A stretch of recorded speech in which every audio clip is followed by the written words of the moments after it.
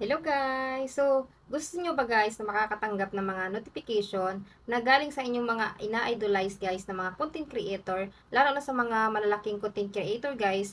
So, kung gusto nyo guys na makakatanggap ng mga notify na sila ay nagla-live, so tara na, ituturo ko na sa inyo guys.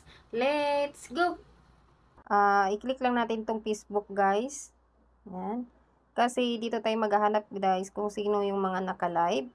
At ipapakita ko sa inyo kung paano gagawin guys na i-set up siya. So ayan, meron tayo dito sa story. Makikita kasi dito guys naka-live. Ito si shout out sa iyo Sir Orlando Amigable. So dito tayo papasok sa kanyang live guys.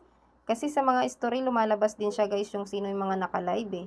So ayan, i-click na natin. Papasok tayo sa live ni Sir Orlando Amigable. Ayan. Tapos click natin.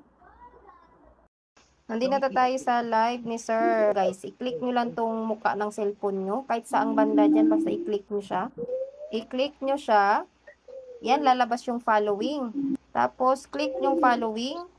Tapos, guys, ilipat nyo to yung bilog na tong blue dito sa pinakataas. So, ayan, i-click na natin yan. Retouch natin ulit kung lumipat na ba siya. Lahat ng live ni Sir Orlando Amigable ay manonotify kayo guys. So, ganun lang siya kasimple guys kung paano siya guys isi-set up. So, sana guys makatulong sa inyo. Bye-bye!